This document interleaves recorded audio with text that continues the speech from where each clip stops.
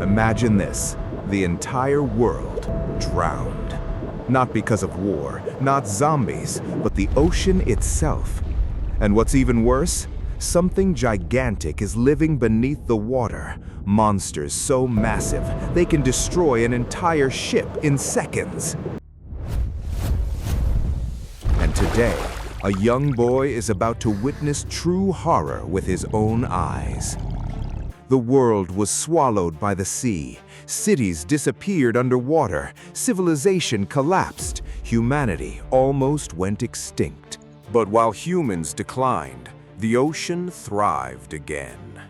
Deep beneath the sea, ruins of old cities still remain. And inside those ruins, Bota and his father are searching for supplies to bring back to their ship. The deeper they go, the darker everything feels.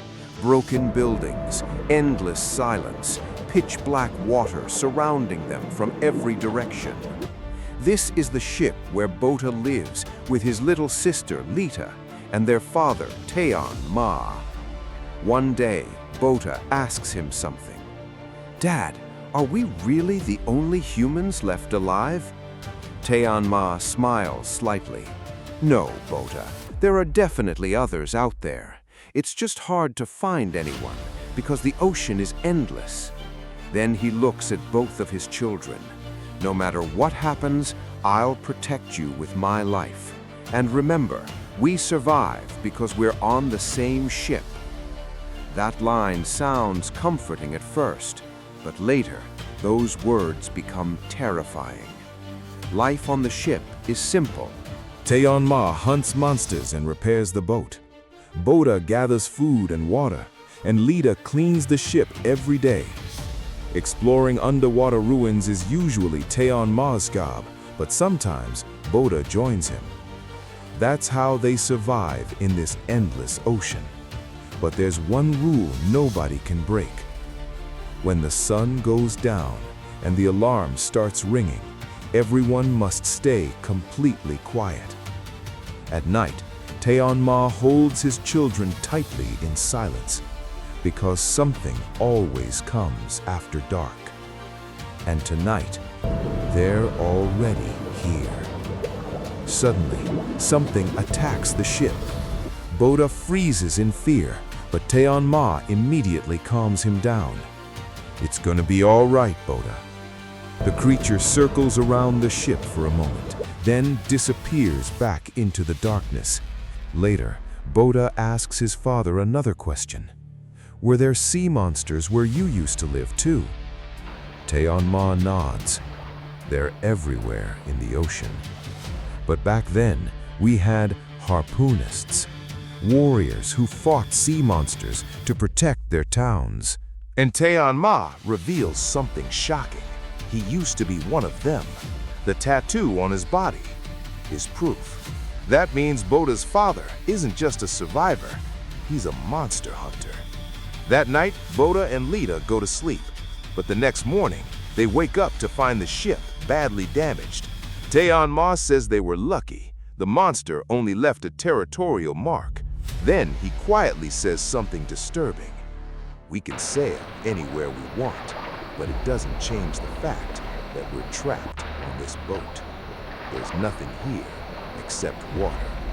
That sentence hits hard because they're not exploring the ocean, they're prisoners inside it. Suddenly, Lita points toward the horizon. Birds. A flock of birds flying above the sea. Ma and Bota are shocked because birds mean one thing: land or ruins. As they move closer, massive destroyed buildings appear in the distance. Ma immediately tells the children to stay inside the ship, and if anything happens, leave without me. Ma dives into the water and enters the ruins carefully. The first floor is empty, but on the second floor, he finds a skeleton inside a room. Meanwhile, back on the ship, Bota suddenly sees someone in the ocean, a person calling for help. At least, that's what it looks like. Back inside the ruins, Ma discovers something huge: rocket ammunition, powerful enough to destroy monsters. But then, he notices something terrifying nearby. Massive claw marks on the walls. The same claw marks left on their ship. Tianma instantly realizes the truth.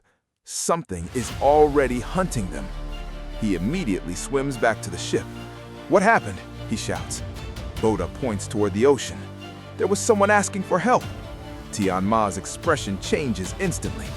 That's not a person. And suddenly, the figure disappears.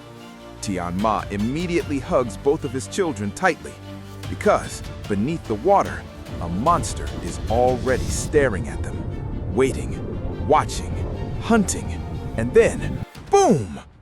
The monster explodes out of the ocean and bites directly into the ship. For the first time, the Leviathan finally reveals itself. The ship is instantly destroyed. Bota almost falls into the ocean, but Tianma barely grabs him in time. And finally, we fully see the monster attacking them. A horrifying sea creature large enough to split their ship in half with a single attack. But the nightmare isn't over yet. Suddenly, a gigantic tentacle slams into the remaining part of the ship. The impact sends Bota, Lita, and Tianma flying into the nearby ruins. Then, everything becomes silent.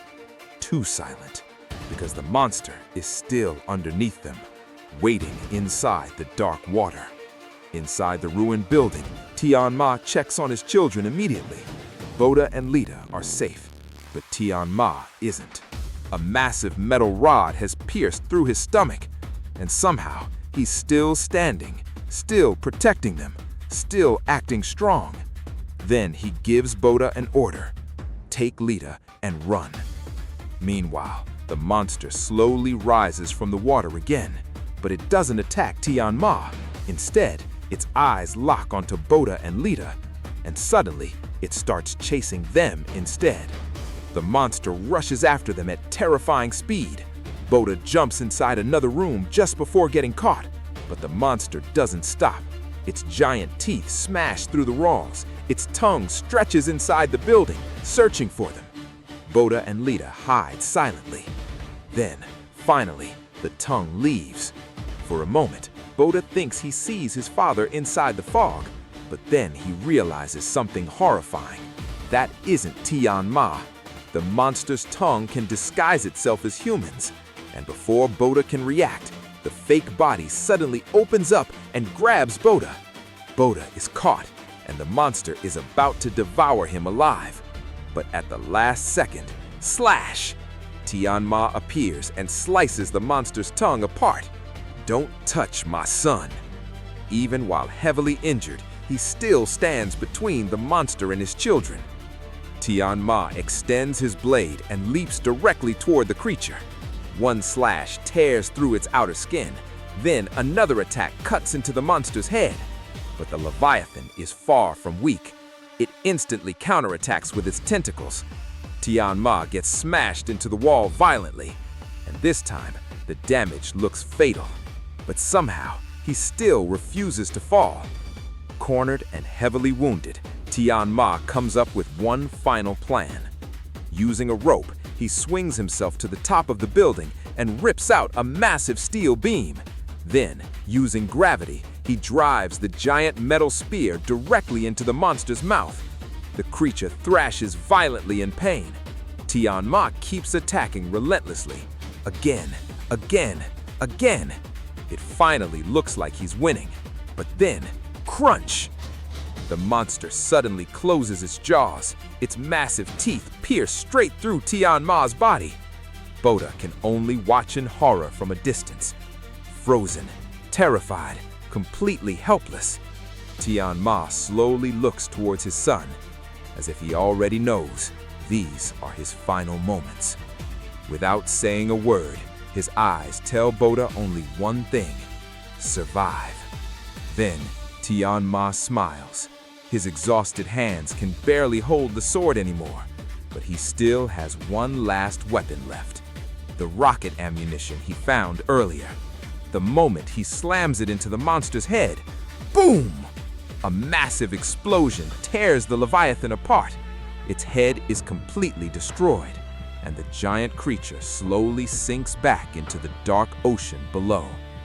Bota can only cry as he watches the bubbles disappear into the sea, alongside the floating glasses of his father. But the scariest part? That monster wasn't even one of the strongest Leviathans in the ocean.